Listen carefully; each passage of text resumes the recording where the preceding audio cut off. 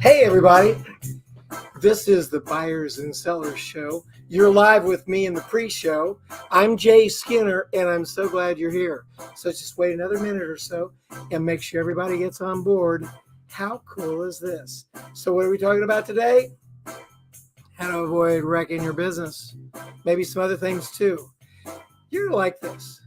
It's an interesting metaphor that will resonate, and more importantly, in a very short period of time, I'm going to give you some things that will just give you the tool that you need quickly. When we get done with this show, you go to work. Don't watch another video. Don't do anything else. Don't read another book. Don't do anything.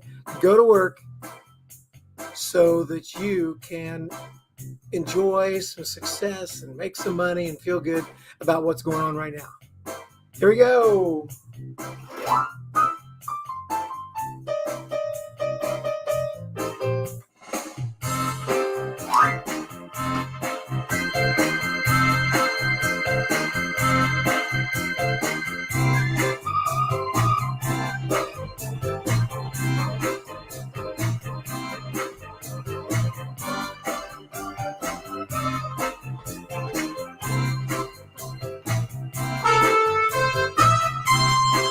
Oh yeah!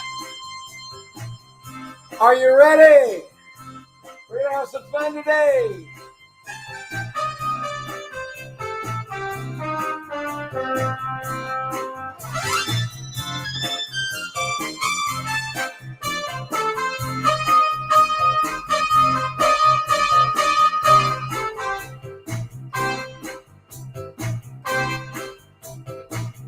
Are you about ready?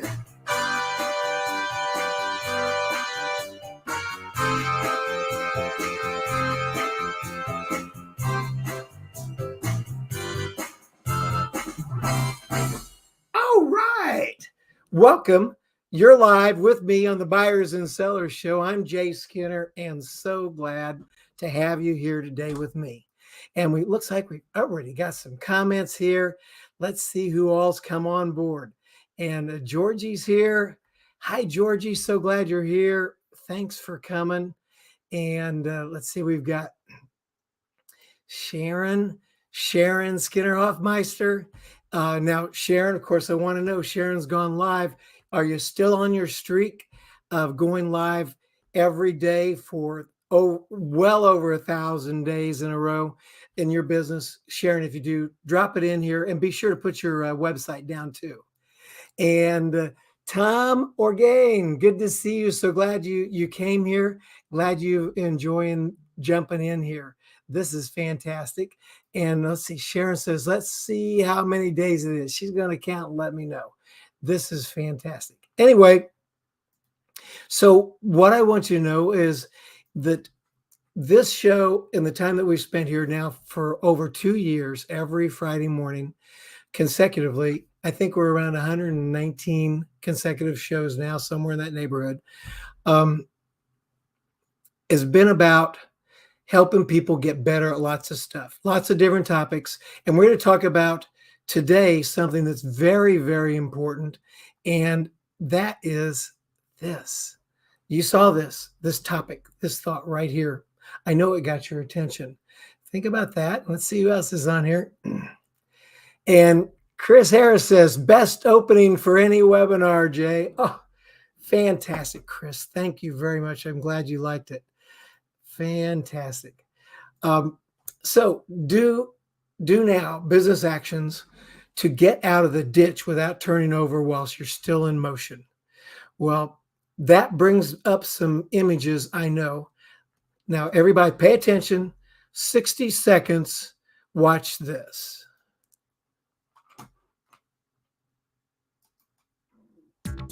The 60-second driver. Drifting onto the gravel shoulder of a highway can lead to a serious collision. The uneven traction could cause you to lose control of your vehicle and send you into the ditch. In this situation, don't make any quick movements. Making a quick change or abruptly moving back onto the pavement could send your vehicle into the path of oncoming traffic. A head-on collision could occur because of overcorrecting. You should grip the steering wheel firmly and slowly ease off the gas, but do not brake. When you feel you have control of the vehicle, check your mirrors, signal, and ease back onto the highway when safe. If the drop-off to the shoulder is steeper than usual, slow down even more and steer back onto the pavement at an even sharper angle. For more driving tips, watch the 60-second driver, Thursdays at 6 on CTV News. There we go. Now, just think about that for a minute. And I put the video link right here. You can see it. But the idea behind this is then whatever you're doing, overcorrecting and panic is dangerous. So the question becomes, what are you doing to get back on the road? And I love everybody's comments here. So many people jumping in here and saying hi. Michael Barboza Hernandez, good morning and welcome to the Buyers and Sellers Show this morning. I'm so glad you jumping on here and doing great. And I'm so happy to see you here. Hope this is interesting and valuable to you. Stick around. We do this every Friday morning. Nice to meet you. So here we go. Sharon says, today will be 1,315 days. And the website is www.SharonHoffmeister.com. And go check out Sharon. She is a force of nature, and she's doing a tremendous job online going live. Thank you, Sharon, for coming by in these comments. Now, here we go back to this. What are the action items that get you going and get you up out of the ditch? Now, remember this thing about overcorrecting and panic is dangerous. You have to practice this stuff in your mind. I think sometimes it's like 80% mental and 20% action. And if you remember, I think it was it Maxwell Maltz or something, if someone wants to tell me, do you remember psycho-cybernetics? And we've always learned too that what your mind can conceive, your heart can believe, you can achieve. And you know how driven we are by mental things, that as you visualize what you're going to do in any given situation, you're going to be better at it.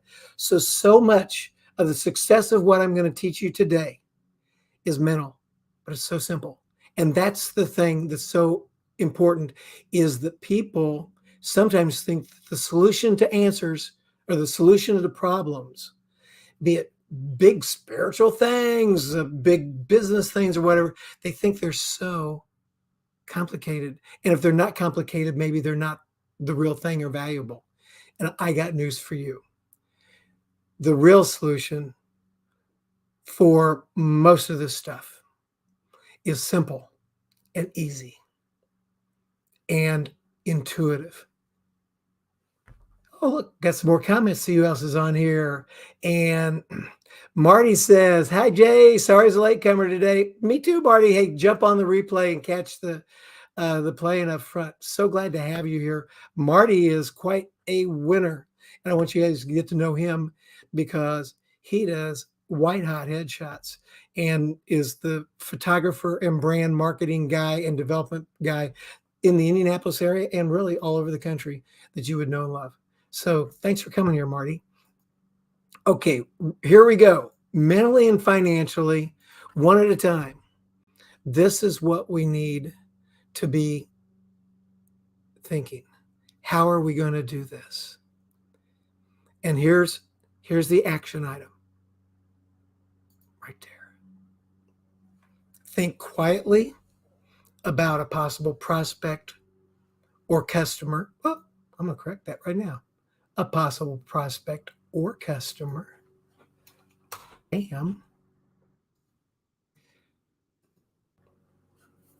You talked to in the past, and imagine what you could do for them, and then turn it into an idea. Now, that's not something that happens all the time, and this is why I carry these cards around, these 3x5 cards in this, because I want you to intentionally sit right, not necessarily now, but if it comes to your mind, write it down. Who is that person?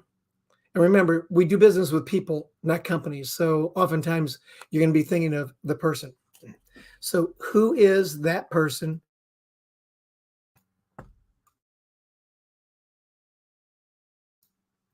That person that you would remember talking to, and you liked each other. Maybe you've done business before. And I don't know what your business, and this isn't just about consulting type businesses. This is not just about product sales. It's wherever you do your thing, or you make your money, or you do your ministry, but you know you're kind of dropped off the road and not doing, and you certainly don't want to overcorrect and flip, and you don't want to end up in the ditch. So just one thing, we're going to think quietly. Who's that person that you had good conversation with, you like, there's mutual respect. It could be multiple years of relationship or just months or one or a couple calls. It's like, hey, he likes me. I got a cell phone. We can talk. He's the owner of the company. He's the CEO. He's whatever he is, or her. And bring into your mind who that is, that you have that sense that you could really help.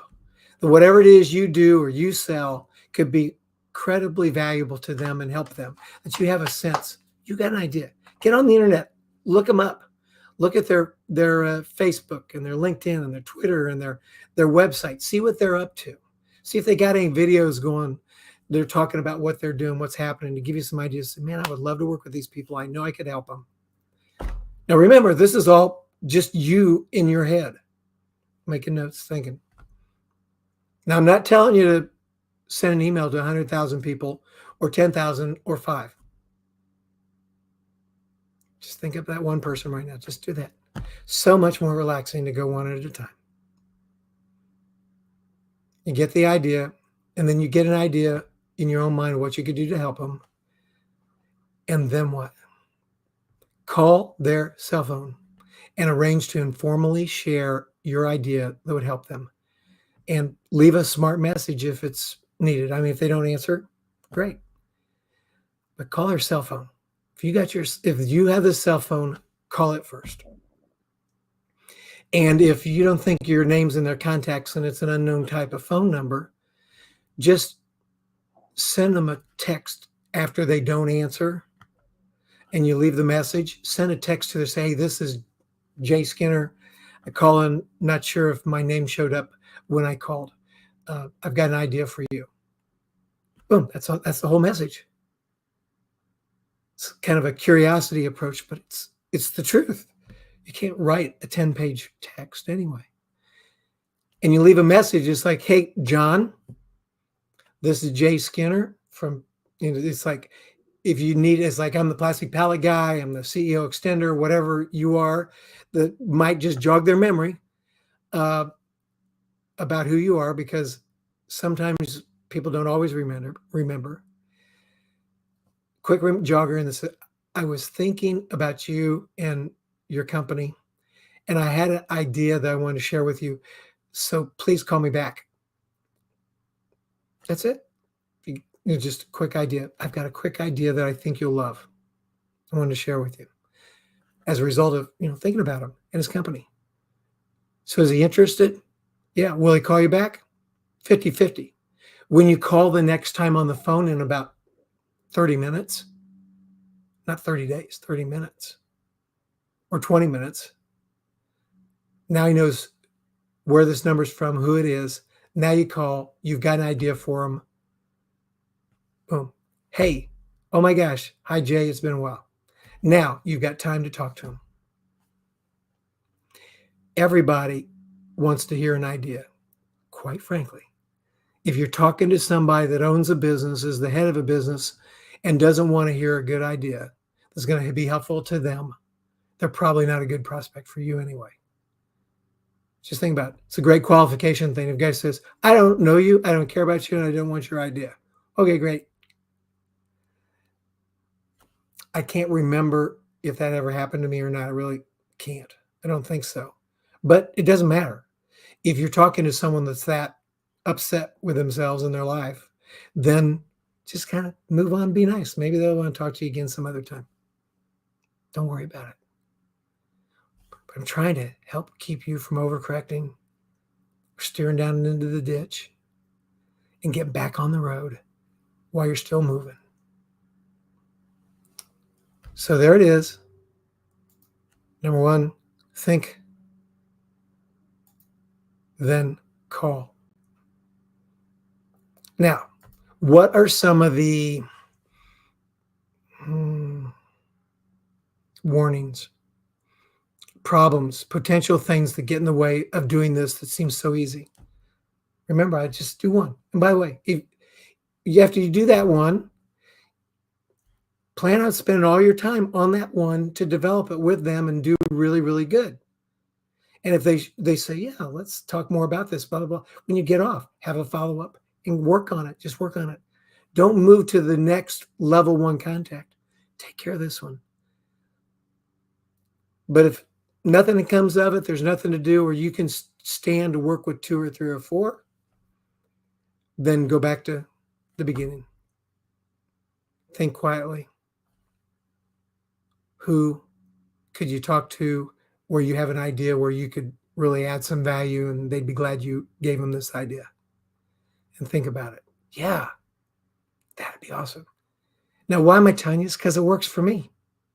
And it works for lots of people that are very successful and good things happen to. And they're very comfortable in their own skin and they talk to people like adult to adult.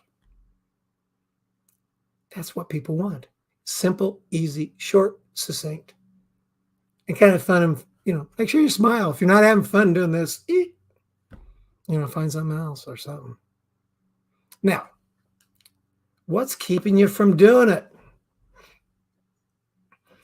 Well, the weird thing about this oftentimes is that it's actually things that are not bad that will cause you trouble.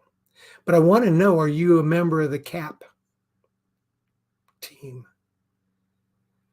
And it's like time wasters and habits we get into avoid talking to prospects and customers. Are you a member of CAP, the Customer Avoidance Program? Well, I have to tell you, if you're the owner of a company, a CEO or president, and you've made it and you don't feel like you can talk to customers, you don't need to talk to customers anymore, then do something else. More than ever, you need to be setting the example, not for your team and for your customers, of your involvement and your interest in them. And no one is more qualified in your business than you to go back to number one, think quietly about a possible prospect or customer.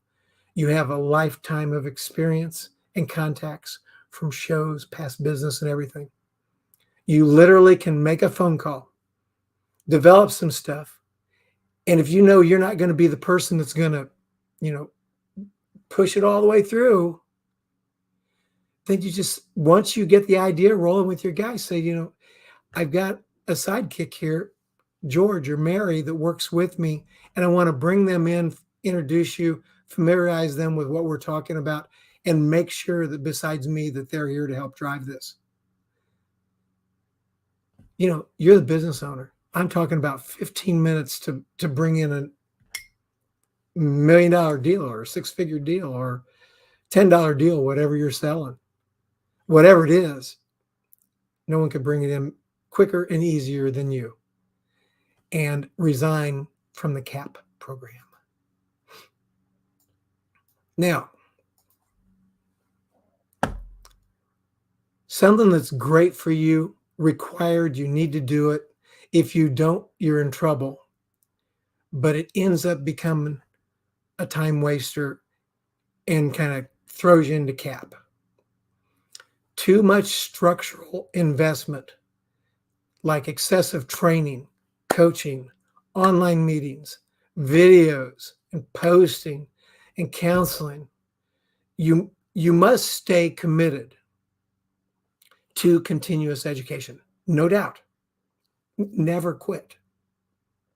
And improvement. And I believe a high dose at the beginning is not just okay, it's a great idea. Kind of like taking your antibiotics. A lot of times you take double dose the first day to get you started.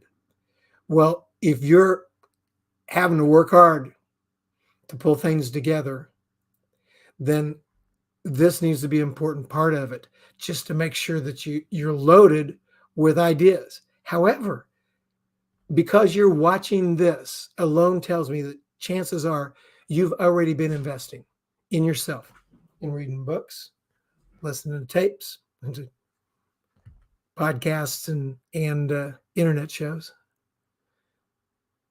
whatever it is, going to seminars.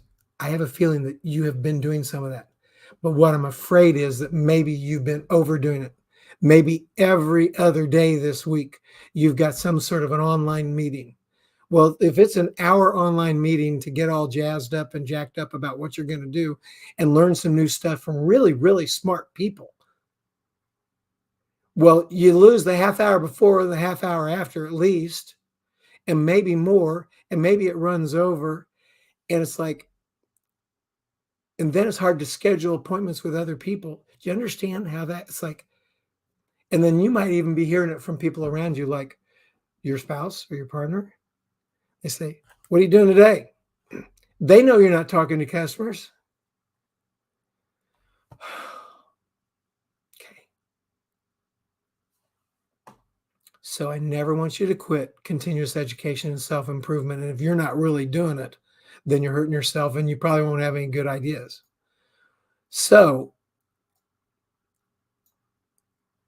how are we going to pull you out of the ditch? I'm going to go back to this. You're going down the road. You haven't flipped, tripped. Now you just need to get control. Don't slam on the brakes and just gently pull yourself back into position. Can you do that? Yes, you can. Yes, you can. And in the end, not only will it affect your pocketbook, but it will help you feel good about yourself. If all you do is have that successful, interesting conversation where you have an idea for someone that might help them. I mean, and if they reject it, it's like, it's appalling. I can't even imagine. Don't call them up with a stupid idea.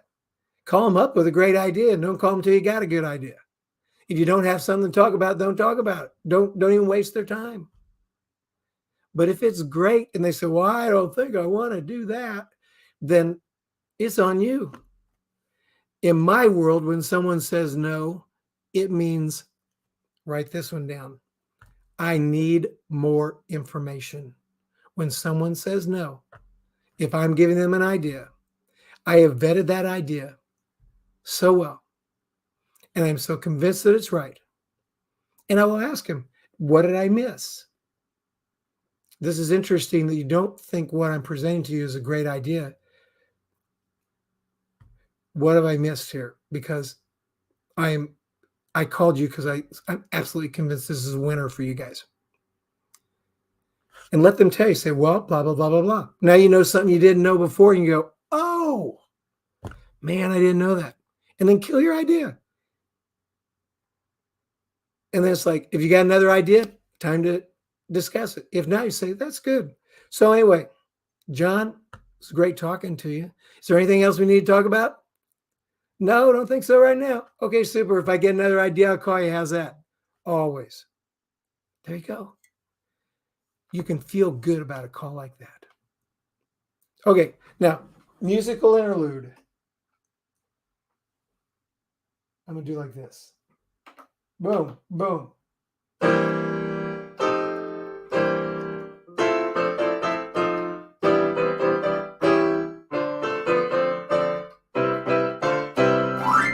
Second topic.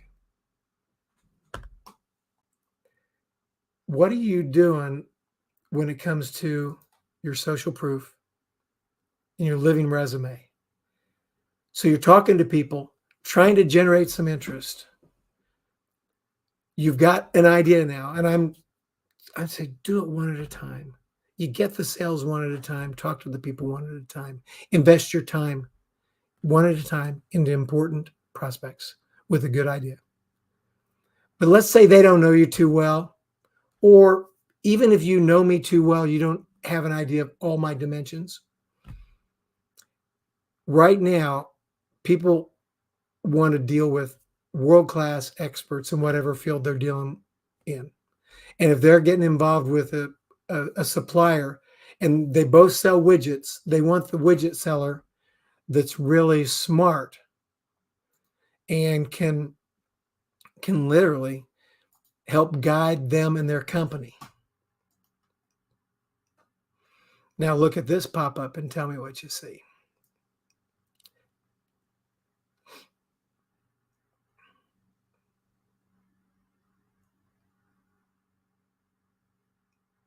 Did you just see that hit your feeds? It's going out there right now. Some of them will be like hot links. Some of them will end up being multiple screens. There's different ways it'll do. But it looks like this. And some of you aren't seeing it. I'm here. Where are you? What does your social media profile look like? And then I just have gone down through here and just tapped in all my links. They kind of blended together on the way this is formatted. Can you do that? Well, you may not have as many as me, but do you have some? Do you have something that will actually help get people excited about talking to you and feeling like you have some stuff at it? You're good at it.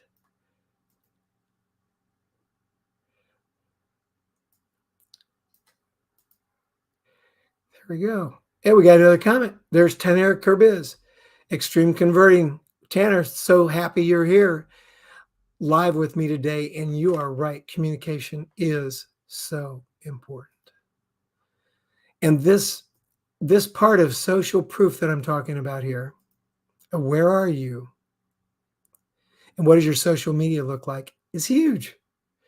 Because quite frankly, if you don't have someone able to Google you and actually see something that looks like you have done something today, it's more difficult for you to have credibility with folks today. Now, I don't even want to argue it.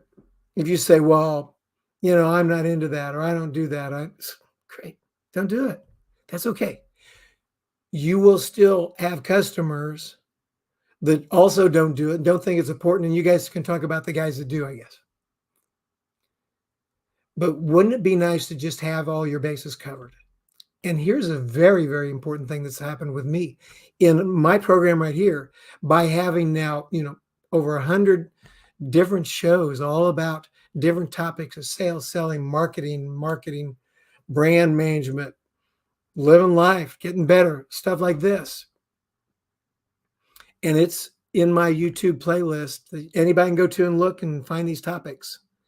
I can literally, if I'm talking to one of you, send you a link to a particular show I did and say, hey, catch this right in the middle. I'm teaching on the topic we're discussing. Give you an idea of how I think and how I approach it. Whoa, that's cool. What do you think? And then on your website, you have testimonials. We talked about that.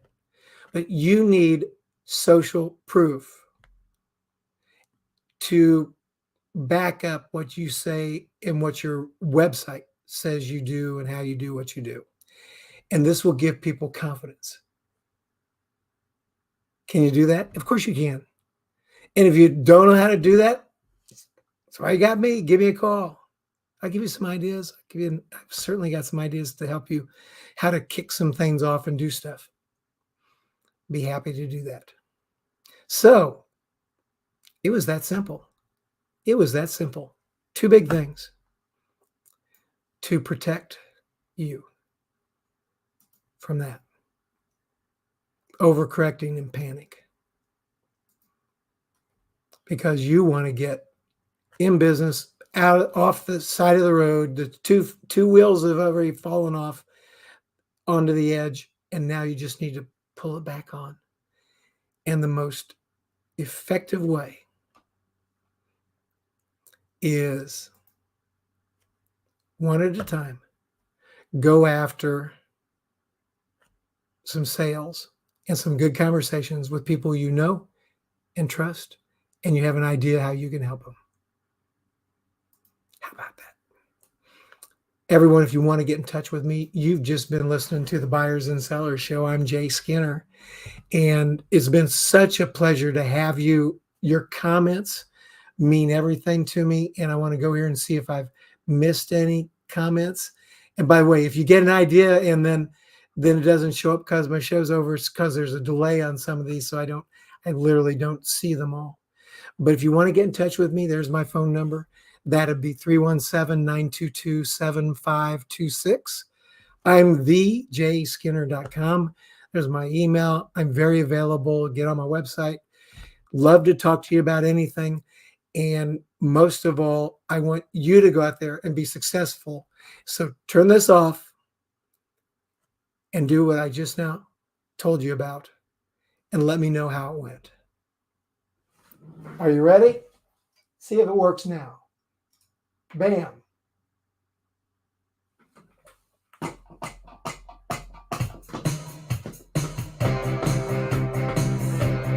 You've been on the Buyers and Sellers Show. Glad you came.